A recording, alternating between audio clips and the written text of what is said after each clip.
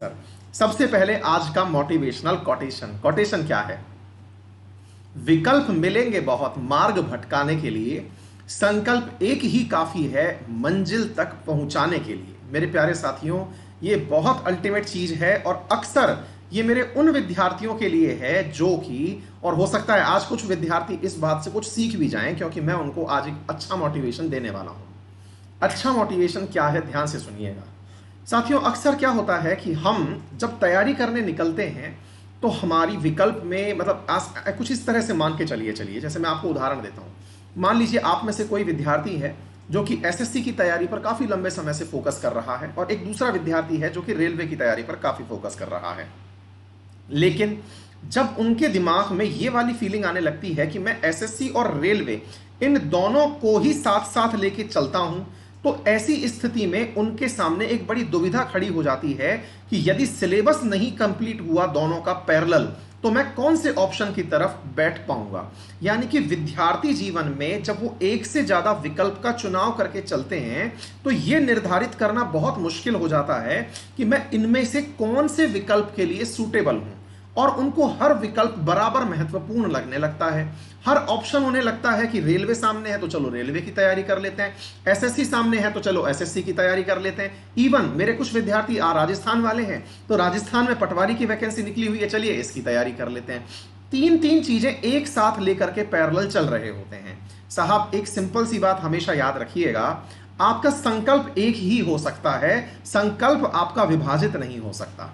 आपने अगर ऑप्शन दिमाग में बनाया है कि मुझे ये क्रैक करना है तो उसे क्रैक करिए, उसमें जो जरूरी चीज है उसे आप कहां से तैयार करते हैं, ये सेकंड ओपिनियन है।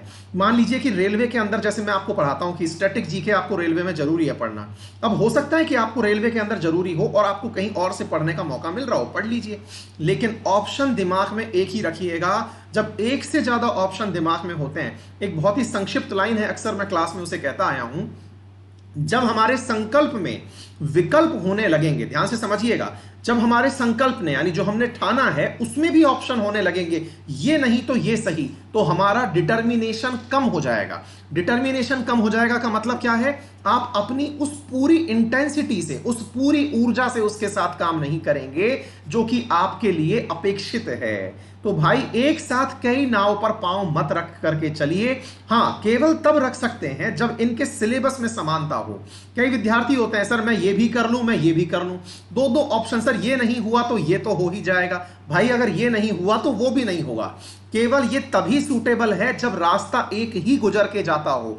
जैसे रेलवे का, एसएससी का लगभग सिलेबस सेम है, तैयारी हो सकती है, लेकिन कुछ विद्यार्थी जो मेरे साथ वाले हैं वो पटवारी की तैयारी कर रहे हैं, जहां पर तैयारी में सिलेबस मैक्सिमम आ रहा है राजस्थान का, लेकिन वो कह रहे हैं कि सर थोड़ा बहुत पोर्शन तो एसएससी का भी आता है, हम दोनों ही तैयारी कर लेते हैं। भाई साहब, आप बहुत टैलेंटेड हो सकते हैं, लेकिन जहां आपकी सर्टेनिटी, वहां एक ही एग्जाम में सेलेक्ट होने की 100% हो सकती थी, वहां आपने उसी निश्चितता को दो भागों में बांट दिया है।